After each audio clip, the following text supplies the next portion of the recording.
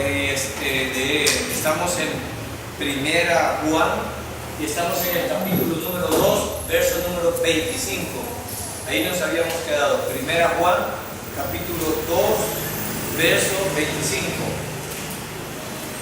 Primera Juan, capítulo 2, verso 25. Estamos ahí estudiando la carta de Primera Juan y vamos a comenzar en el verso número 25. Dice el verso 25: y esta es la promesa que Él mismo os hizo, la vida eterna. Juan comienza aquí, hermanos, con una promesa que Dios ha hecho, y la certeza de la promesa que nosotros tenemos es que Dios no miente. En ese caso, la certeza que nosotros tenemos de esta promesa es la vida eterna. Dios no nos está diciendo que tal vez, que quizás, sino que es una promesa que de hecho tiene las arras de garantía que esa promesa va a ser cumplida. Y esa promesa y las arras que tenemos como garantías es el Espíritu Santo. El Espíritu Santo es la garantía que el creyente tiene para saber que la salvación es cierta. Hermano, ¿y cómo sé yo si tengo el Espíritu Santo?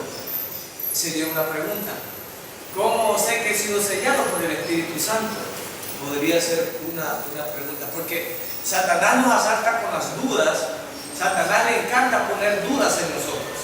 Él es experto en eso, en poner dudas en las mentes de los creyentes. Y el apóstol Juan está aquí justamente para declarar la verdad y para disipar esas dudas. El siguiente verso que el apóstol trata, el verso 26, dice: os escribo esto respecto a los que tratan de engañaros. El problema de esta carta es que el apóstol quiere que no sean engañados los creyentes.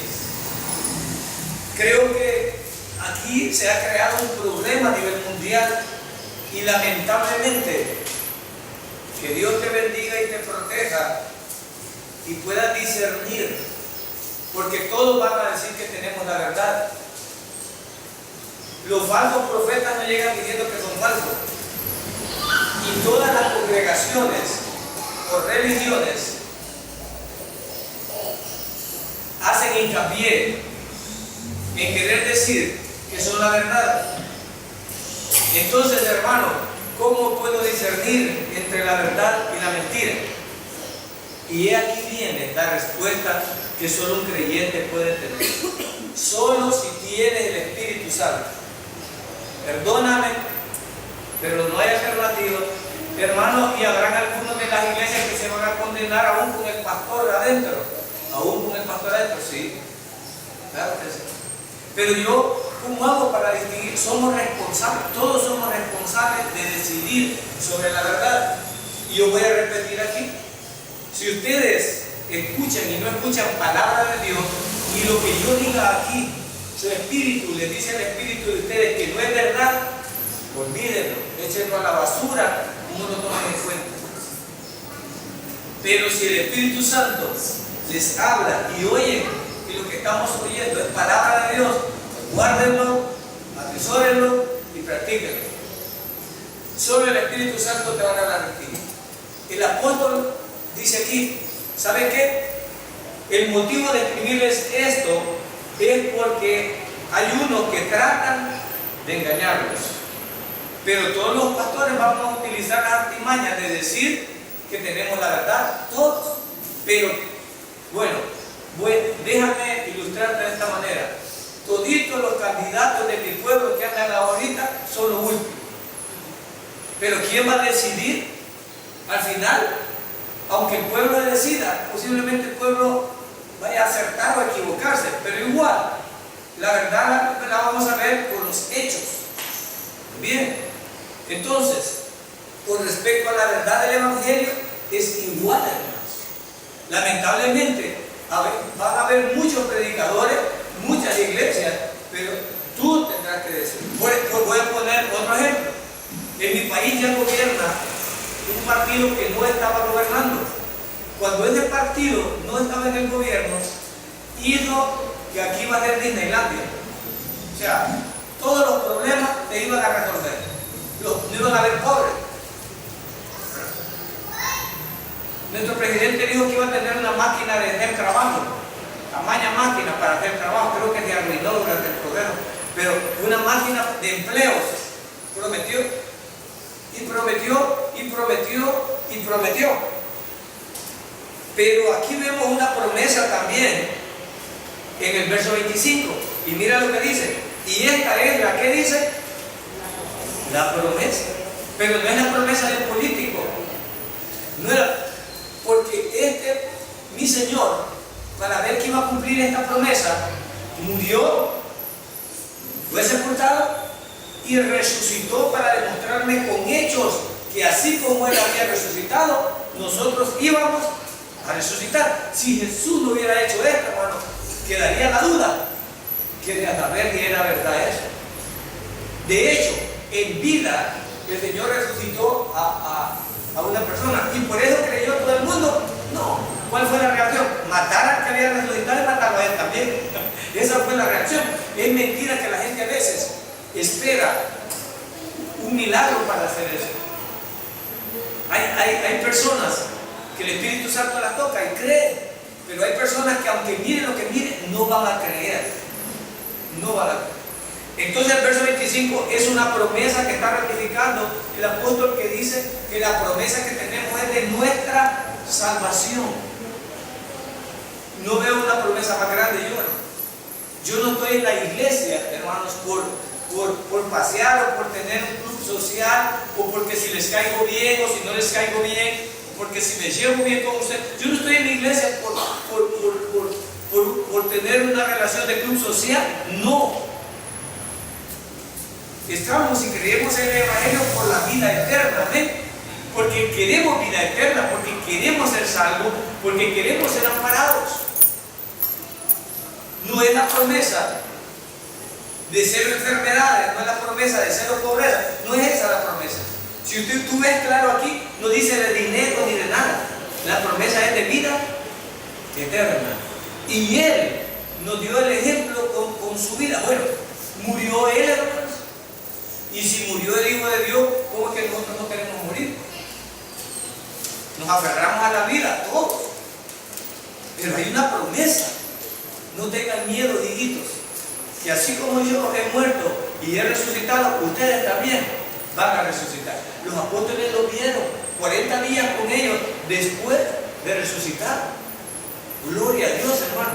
Y eso le dio ánimo a los apóstoles para escribir y predicar el Evangelio. Pero junto con ellos se levantaron gente que engañaba. Y hablando de esto, perdón, a veces mencionamos nombres de religiones, pero la verdad es que nosotros no predicamos una religión, predicamos un Salvador y la salvación. Pero resulta que donde yo trabajo se han convertido al Evangelio de otras denominaciones allí conmigo. Y me dice, no sabe cuánto descanso y cuánta paz tengo ahora. Y no solo tiene la paz, sino que le reclama en su iglesia.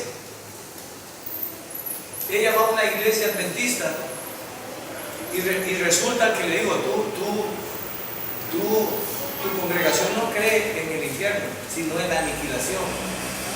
Total, igual que los testigos de Jehová. ¿Qué dicen los testigos de Jehová? ¿Qué dicen los adventistas? Tú no vas salvo. Un solo quemó, se mira y ahí llegó. ¡Wow!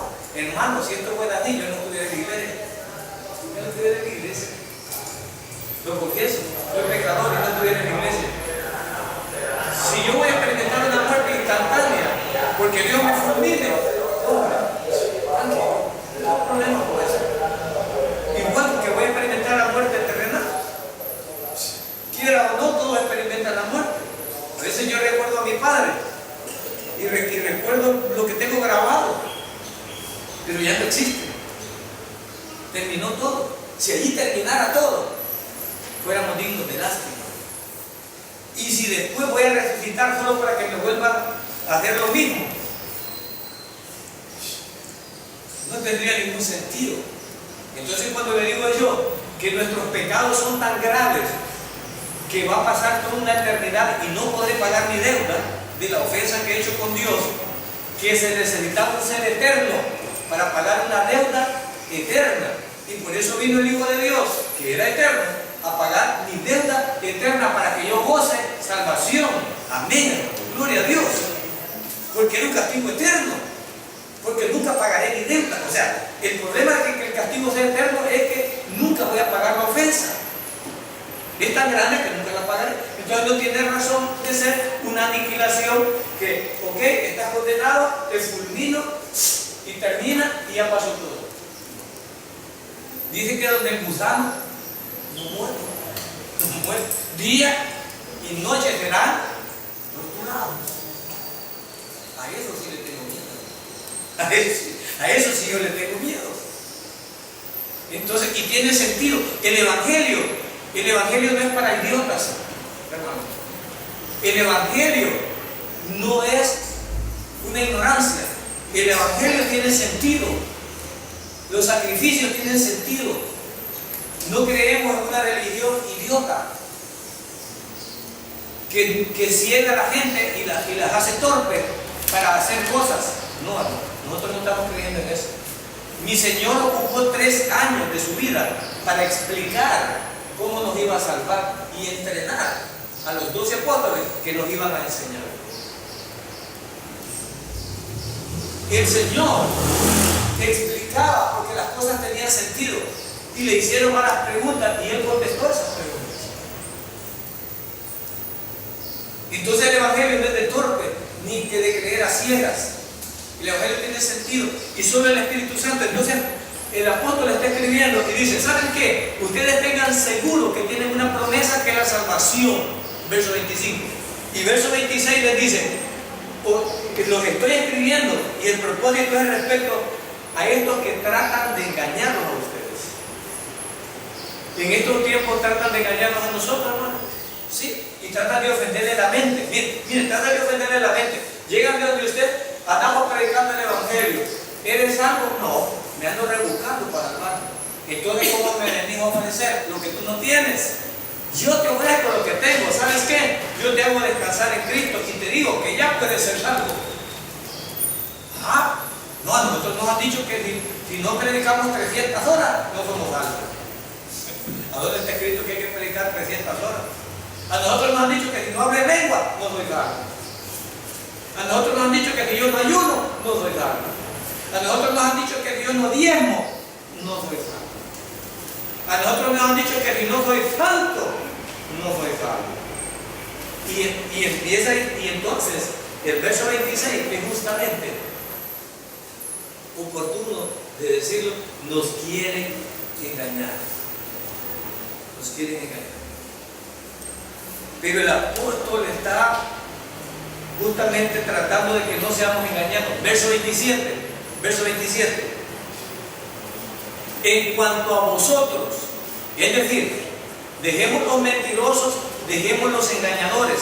En cuanto a vosotros, la unción que de Él habéis recibido, ¿cuál es la unción? ¿Ha oído esta palabra hoy? Últimamente se ha hecho como muy moderna, ¿verdad? Se ha hecho bastante especial. Y hay casos que hablan de la unción también. Hermanos, esa unción que tú tienes, la tuviste cuando fuiste sellado por el Espíritu Santo. Todos están ungidos. ¿Por qué le decimos el ungido de Jehová? ¿Quién era el ungido de Yahvé? Cristo, o sea, el escogido, el Mesías. Entonces el ungido, hermano, nosotros somos.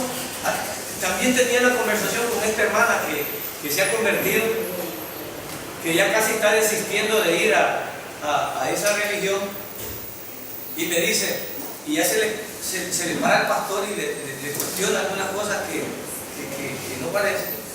Entonces, de pronto vemos el título que andaban locos porque iban a santificar a un hombre. Y le digo yo, ok, usemos, ya dije, el Evangelio no es para torpes.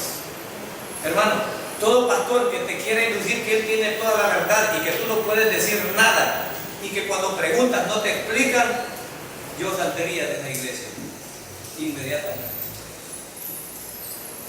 Viene ella y me pregunta, mire, andan locos porque van a ser santos a un hombre. Y le digo, siéntate.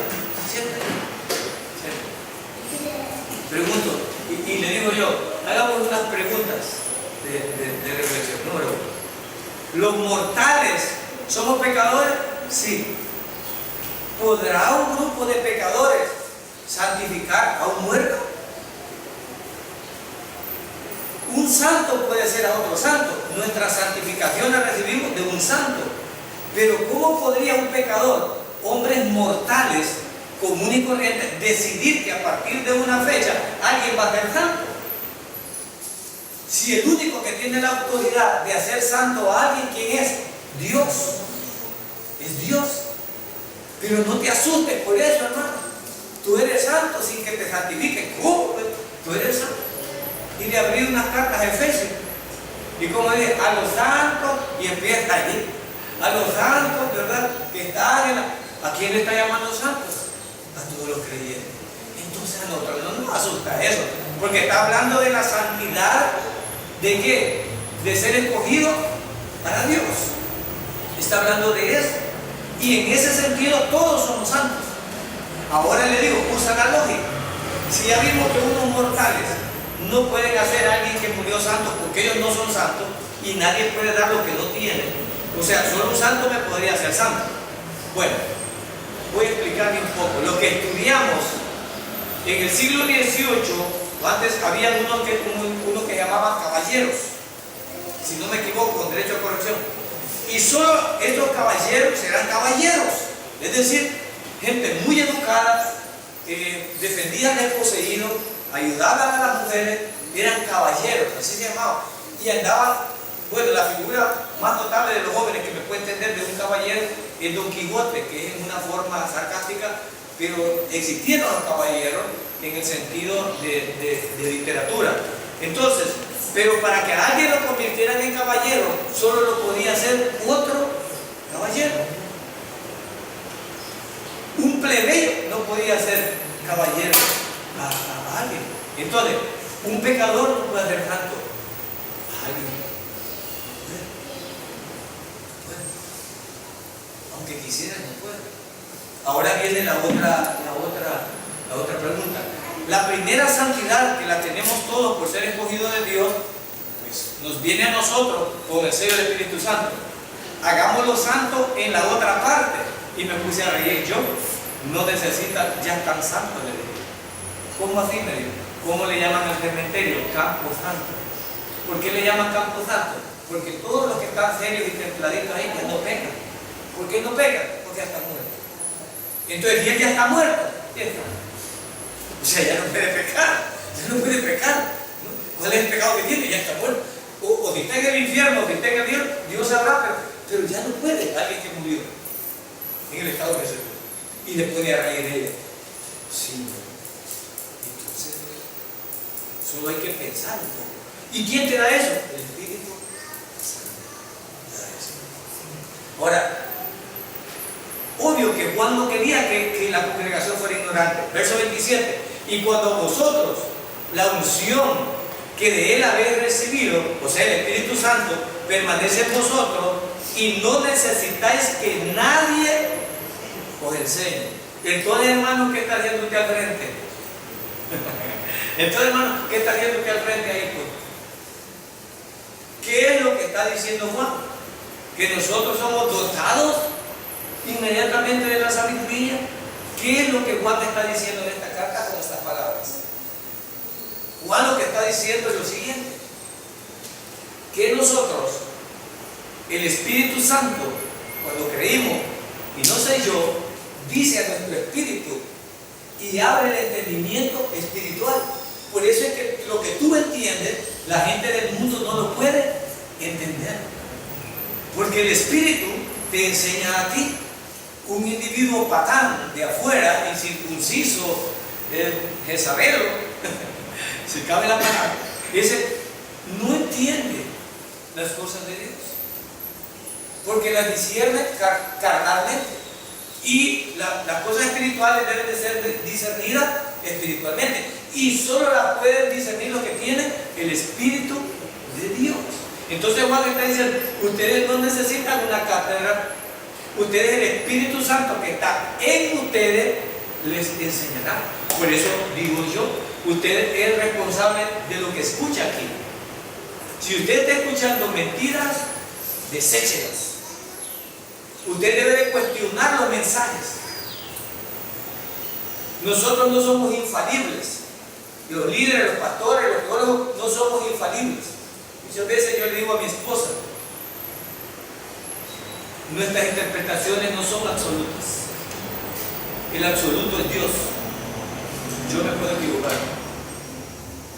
Y esa hermana, que ahora es hermana clandestina, porque ama la congregación, pero la ha descubierto todos los errores que la congregación tiene, y le digo yo,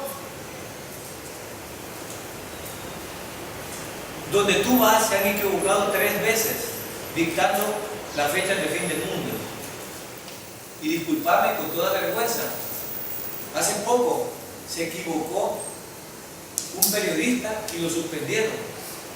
Tu religión, si fuera seria y el gobierno las evaluara, ya hubiera sido eliminada, porque 3 veces han mentido. ¿Y qué tal de todos los que no estudiaron? ¿Qué tal de los que se suicidaron creyendo que era el fin del mundo? Cuando vino el Y2K, que dijeron que era el fin del mundo. Y mucha gente se mató por no quererlo ver ni asustada que estaba. ¿Quién es responsable de esas mentiras? Entonces hay religiones que han mentido y han sido desenmascaradas en la historia. ¿Irías tú a una iglesia de estas? Una iglesia que rectifica, que ha fallado y ya tiene muchos errores. Ahora le dije yo aquí una pregunta: ¿cuántos errores más tiene que no ha rectificado? Y nos está hablando aquí que esa unción que nosotros tenemos es la que nos permite ver la verdad, porque el Espíritu le dice a tu espíritu. Pero hay gente tan ciega y tan engañada, hermanos, que hace cosas ridículas en las iglesias, payasadas. Con mi esposa vemos en la televisión, cuando estamos viendo, vemos cosas que, hermano, nos quedamos estupefactos de lo que vemos ahí. Y esos cristianos me dijeron, sí, nos quedamos helados viendo eso. Porque nuestro espíritu le dice, el Espíritu Santo le dice a nuestro espíritu, no. Porque Dios no es un Dios de desorden, sino un Dios de orden. Entonces, a veces queremos manipular la verdad y usarla a nuestro favor, pero no funciona de esa manera. Entonces, Juan no está diciendo que no va a haber que nos enseñe, porque ya vimos que dice que repartió dones, y a uno le dio el don de profecía, a otro el de enseñanza, a otro el de pastor. Lo dice. Y si no, ¿para qué enseñó Jesús 3 años? No es eso lo que está hablando Juan, obvio, no está contradiciendo. Lo que está diciendo es que hay algo dentro de nosotros, esa unción que Dios puso, que nos alerta cuando alguien está mintiendo. Es eso lo que está diciendo. Parte B del verso 27. Pero como su unción os enseña, oye, acerca de todas las cosas, y es verdadera y no mentirosa, según os enseñó, permanecer en él. El Espíritu Santo que permanece en nosotros nos revela las cosas. Yo casi todo el tiempo paso hablando con Dios diciendo que nos revele su palabra. Y paso pidiendo por la congregación, porque Dios siente que las personas que vengan aquí se sientan amadas, se sientan protegidas, se sientan respaldadas, sientan gozo, sientan paz, sientan alegría. Eso se debe sentir al venir aquí, que el Espíritu Santo haga sentir eso. Porque ninguno de nosotros está interesado en aprovecharse de la congregación, ni económicamente, ni de ningún mundo, para nada. Eso es lo que Dios tiene que hacer a la congregación. Añadir a esta congregación lo que han de ser salvos, los que van a escuchar. Pero habrán algunos que tal vez no sean salvos. Hermano, ¿por qué nos dice esto? Para que estés vigilante Porque Judas anduvo con el maestro de maestros y Judas se perdió. Estaba con el maestro correcto, con la enseñanza correcta, pero su corazón no lo recibió. No lo recibió. Porque no fue sellado por el Espíritu Santo. ¿Qué dice que tenía Judas? Entró un espíritu, ¿de qué dice? Satanás. El espíritu de Satanás andaba en él. ¿Por qué? Por su codicia. Ese es el problema que pasa. Entonces no es eso. Juan está diciendo, ¿saben qué? El Espíritu Santo nos asegura la salvación y es lo que nos hace permanecer en la verdad. Esa es la garantía. Si tú, hermano, estás dudando, no significa que vas a estar aplaudiendo, brincando y que ahí está el Espíritu. El Espíritu no funciona de esa manera. En ninguna parte dice en la Biblia que el Espíritu funciona de esa manera. Es más, la Biblia dice que cuando la gente era llena del Espíritu, se iba a predicar. Y eso es lo que hacía, a predicar el Evangelio. Si tú tienes una pereza espiritual, no significa que no tengas el Espíritu. Es más, la palabra dice que si alguien no tiene el Espíritu, que lo pida a Dios, que lo da sin medida. Y que se asegure. Nuestra responsabilidad es esa. Nuestra responsabilidad no es divertirte, no es mantenerte contento. Nuestra responsabilidad es decirte la verdad y que tú tomes las decisiones de tu vida de acuerdo a lo que el Espíritu Santo te diga. Eso.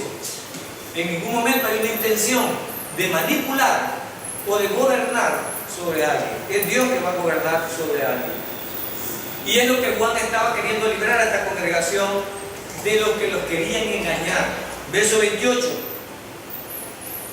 Y ahora, hijos míos, permanecer en Él. ¿Qué significa permanecer en Él? Fíjense que algunas iglesias usan estrategias. Hermano pastor no usa estrategias aquí. Algunas iglesias usan estrategias, bueno, algunos usan estrategias de empresas. Apareció el G12. ¿Verdad? Otros utilizan empresas de agua, creo que así se pronuncia, agua, una empresa que te recluta a vos y luego te estimula para que vos reclutes a otros y otros a otros y otros a otros y a modo que esto se multiplique. El G12 iba por ahí, de 12 por 12 y había dinero de por medio. Otros tienen diferentes estrategias, pero el Evangelio no es de estrategia, es del poder del Espíritu Santo, amén. No se trata de que hagan payasadas para que estés contento o haga cosas para que venga más gente, que pongamos globos, que pongamos luces, que pongamos música, que hagamos algo para que se llene. No se trata de eso. No se trata de eso. Ahí viene el problema. Porque no se trata de eso. Permanecer en Él significa en la verdad, en la inteligencia del Evangelio, en entender la palabra. Alguien que ha entendido la palabra tiene bases sólidas y ha construido su casa sobre la roca y no la va a derribar. Pero hay unos hermanitos que si hay un velorio van al velorio, que si le invitan a una campaña van a la campaña, que si le invitan a los musulmanes van a los musulmanes, que le invitan a los testigos, a los hindúes, esto para él. Y todo es bueno, y todo es lo mismo. Pues y para él que tiene un chocolate adentro, pero para que tiene clara la palabra, no va a andar perdido. Esos son de los hermanitos que se duermen en los estudios, no les gustan los estudios, les gustan las campañas porque brincan, porque platican con la comadre, pero ellos no están aprendiendo. Ellos no están creciendo. No están aprendiendo. Entonces creen cualquier cosa sin base bíblica.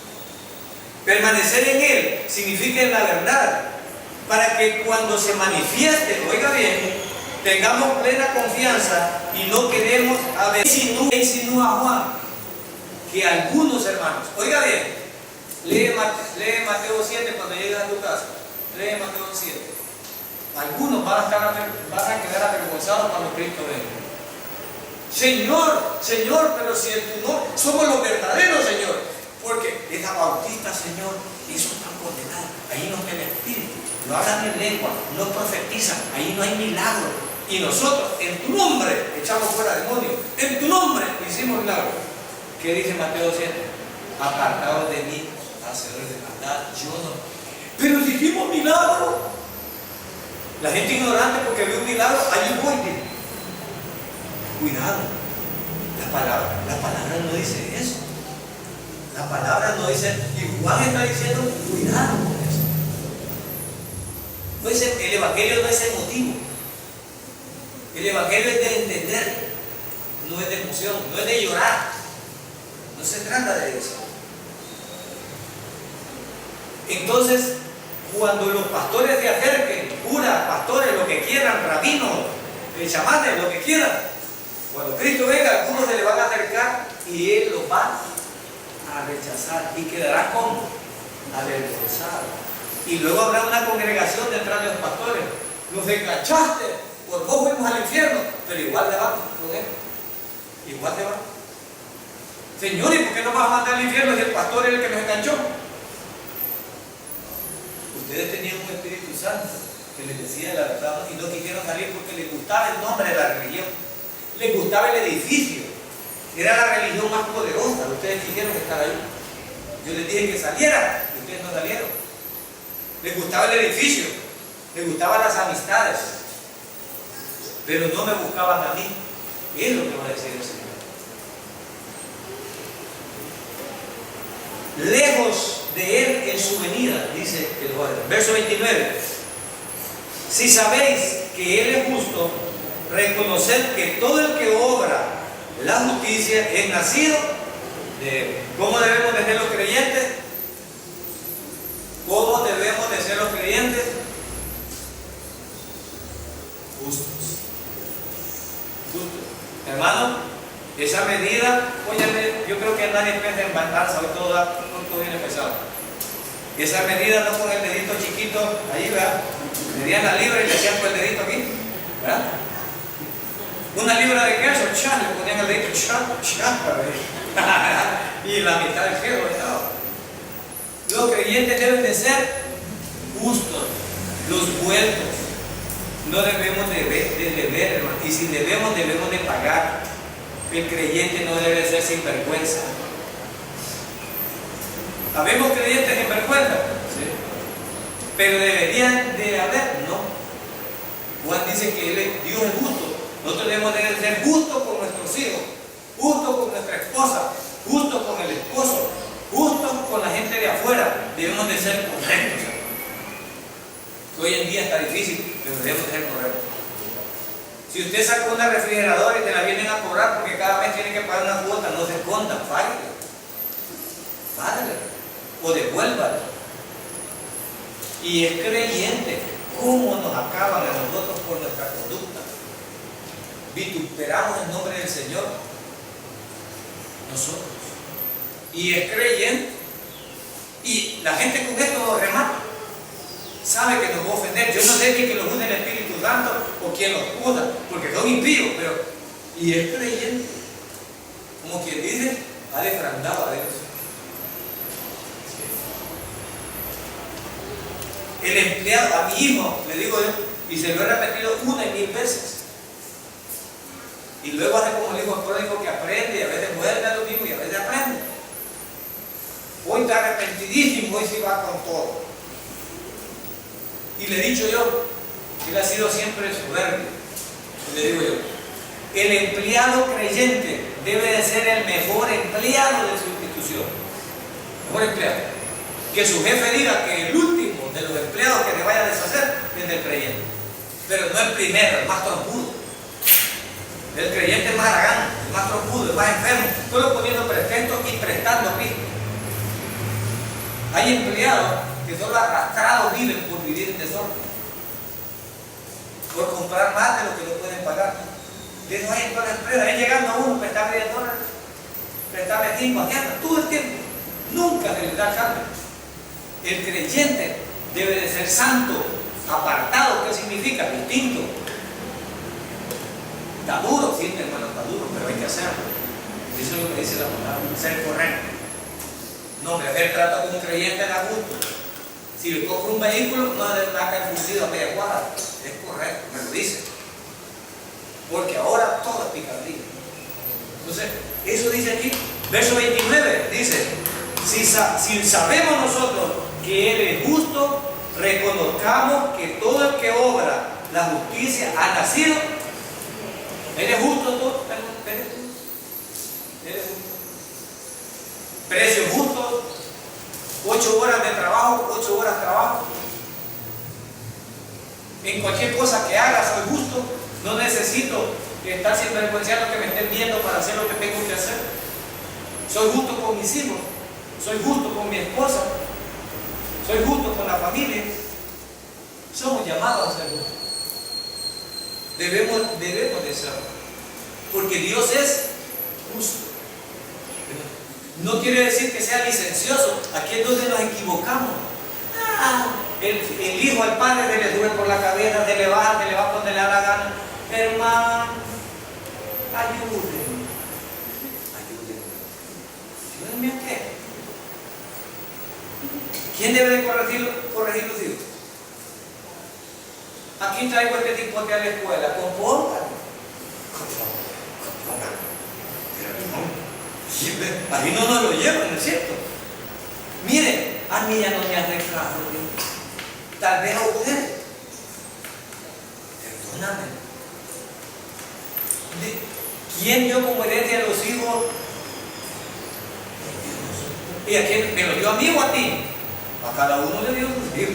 Yo voy a responder por los míos. Allá me va a responder el Señor. Ajá, te di 3 hijos. Uno lo mataste con un aborto porque fuiste cobarde de no dar la paternidad. Al otro no le diste el apellido, sos sinvergüenza y hasta lo negaste. Con el tercero, el único que te diste cargo no era tuyo, más el Señor, no era tuyo. Y ya se fue que quedaste poco. Allá vamos a salir avergonzados, hermano, un montón de cosas. Porque así somos de tontos los hombres. Despreciamos a nuestros hijos y educamos a los de otros. Hay mis niños y los hijos del votado y está educando a los otros. ¿No es cierto? Eso pasa. Pero hay una responsabilidad, hay una justicia. Si cometimos el error antes de ser creyentes y hay hijos por fuera, esos niños comen. Esos niños comen, sí. Debe darse. Esos niños visten. Ya no puedes corregir el error porque ni modo, no eras creyente. Cometiste el error.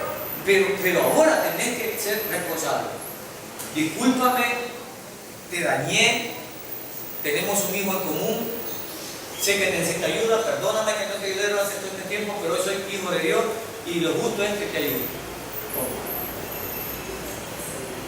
Sí debería ser. Pero no, hermano, hasta que nos topan en la procuraduría. Hasta entonces vamos. Y aún en la procuraduría que le dimos, no es mío. Todavía hay, no es mío. Los creyentes no deberíamos de ser así. Deberíamos de responder y ser justos, corregir todo lo que podemos y ser justos con lo que podemos. Hermano, ya mañana voy a amanecer justo. No. Pero ya sabes hoy que tendrás que ser justo. Cuando no lo estés siendo, te reto desde ya, cuando no lo estés siendo, a partir de hoy el Espíritu Santo te va a hablar.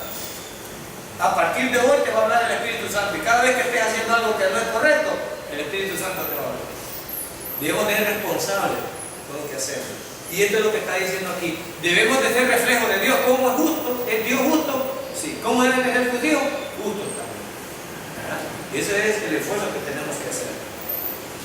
Bien, pasemos al capítulo 3. Capítulo 3, verso 1.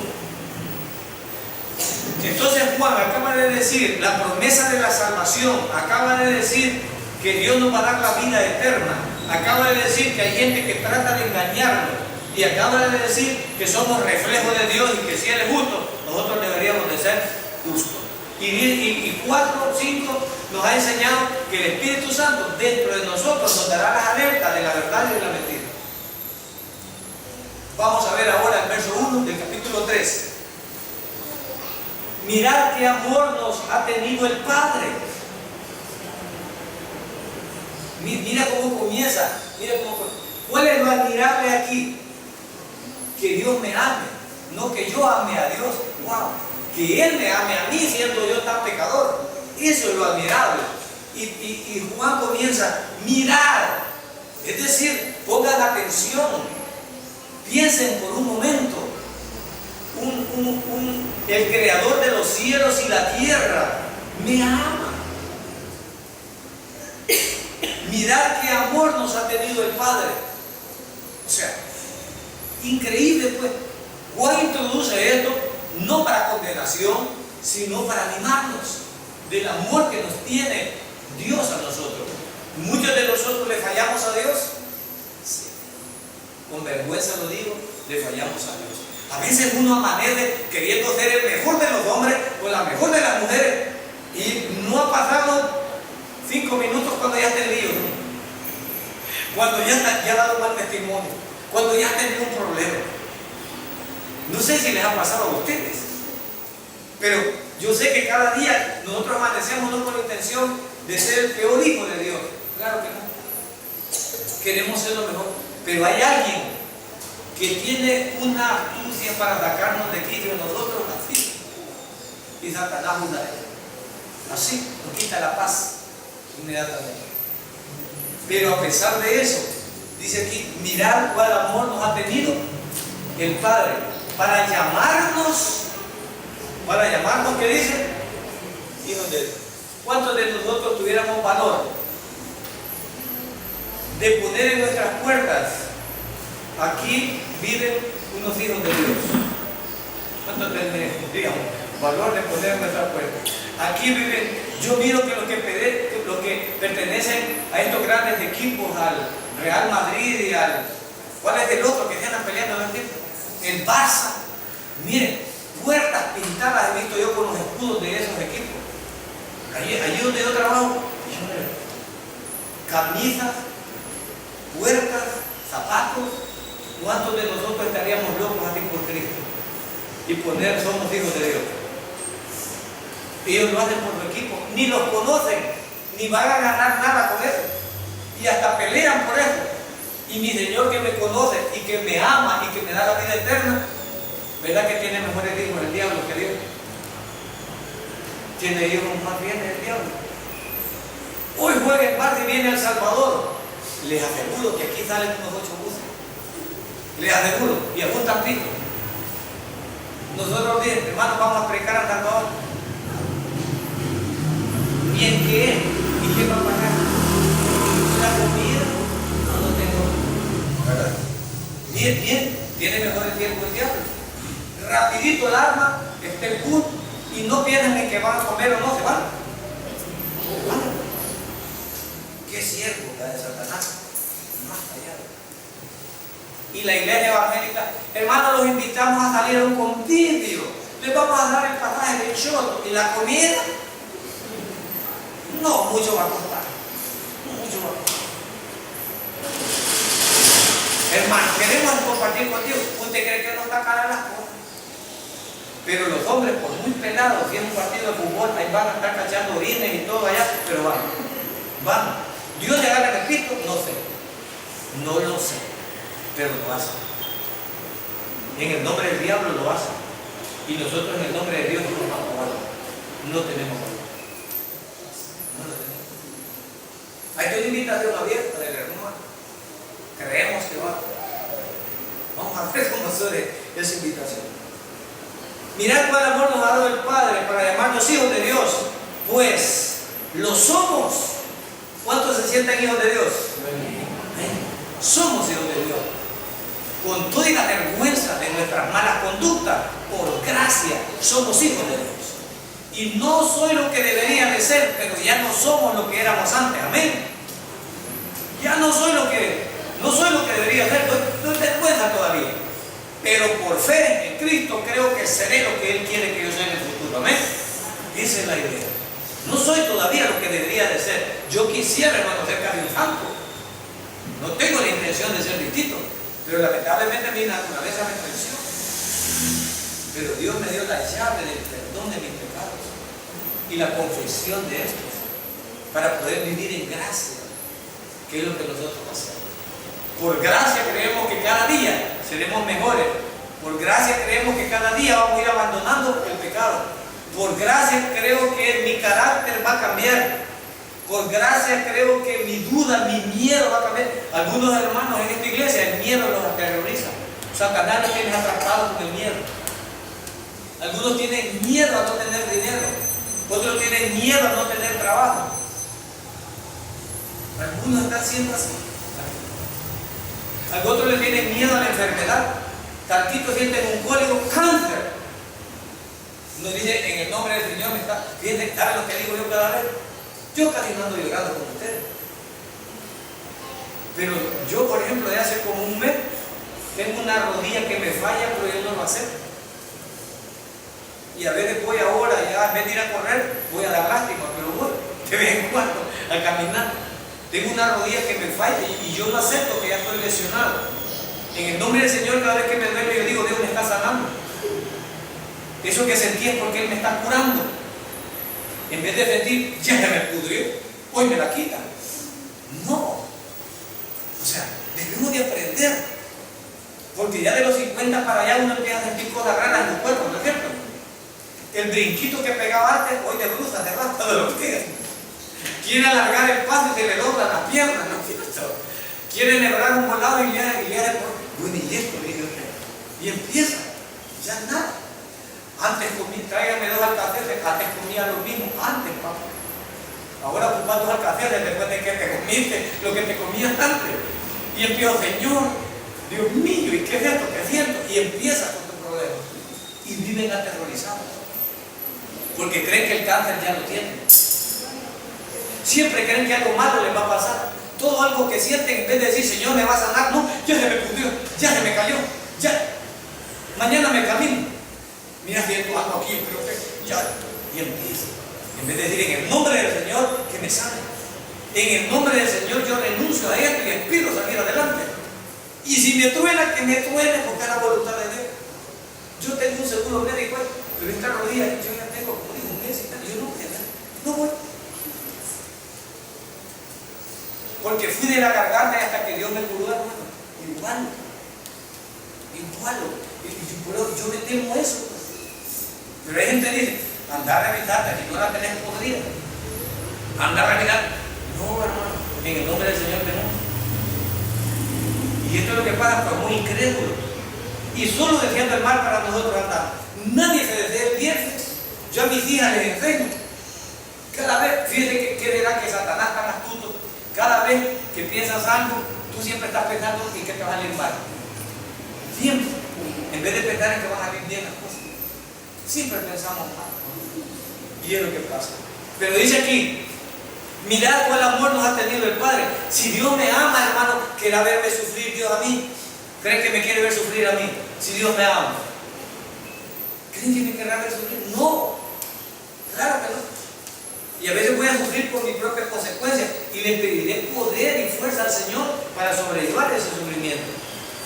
Y dice, y lo somos. El mundo no nos conoce porque no lo conoció a Él. Hermano, no seremos los más populares nosotros, pero espero que no seamos los más populares por malcriados, sino por creyentes. Fíjate que tenemos una chupa porque está el partido. Perdón. Soy creyente, no voy a compartir eso con ustedes. Y empieza uno y no cae bien. Cuando empiezas a dar testimonio, no cae bien. Pero ese es el problema.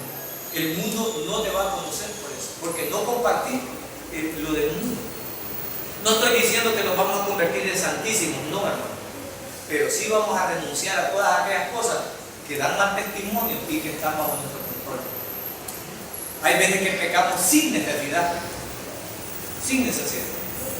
A veces por pura, compartiendo una conversación torcida, compartiendo algo que al final nos dejó un mal sabor. Ni siquiera disfrutamos eso. Porque un hijo de Dios ya no puede disfrutar el pecado, hermano. El pecado lo tortura al final. Después de que lo comete, queda peor.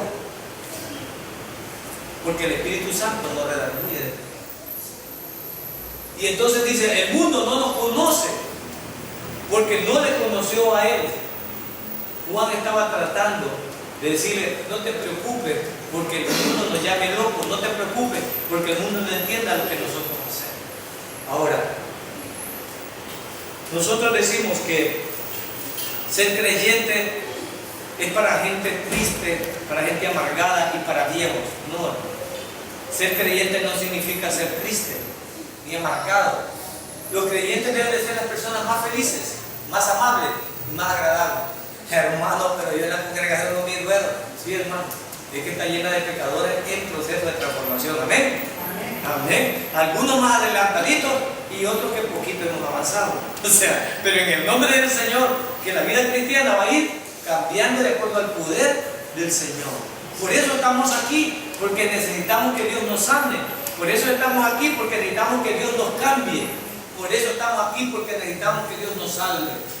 Y todo el que nos ve y escucha este mensaje, si quiere ser salvo, es por fe en Cristo Jesús. Solo debe de creer que Dios nos amó de tal manera que dio a su Hijo para que pagara por nuestros pecados, a fin de que nosotros no tuviéramos que pagar nada. Él pagó por nosotros y al mismo tiempo murió, porque la paga del pecado era la muerte, y Él lo pagó con su muerte y fue enterrado, como lo dicen las Escrituras, y resucitó al tercer día, para que así como Él resucitó, nosotros resucitemos posteriormente.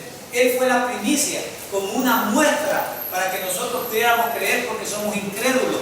Fue una muestra con testigos suficientes de su resurrección, hermano. Y hoy está a la diestra de Dios Padre intercediendo por nosotros, que aunque merezcamos la muerte, Él está intercediendo, diciendo: Padre, yo pagué por Él, perdóname. Padre, yo pagué por Él, perdóname. Eso es lo que está haciendo el Señor.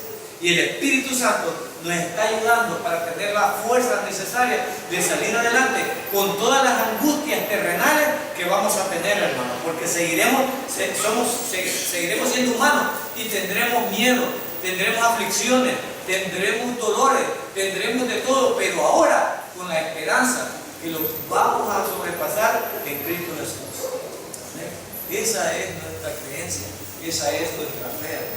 Y no desmayemos, aunque la vida parezca que hay nubes negras y vemos todo aquello oscuro y pareciera que no tenemos la salida. Te lo digo por experiencia, yo ya he estado abatido, hermano, ya he estado angustiado. Angustia de aquello que aunque te soben la espalda y aunque te digan las palabras que te digan, no funciona, hermano, porque tú estás viendo aquello terrible y no le ves salida. De pronto, si sigues y sos persistente y te mantienes firme, Dios te dará la salida o la fuerza necesaria para pasar por la prueba y dar testimonio.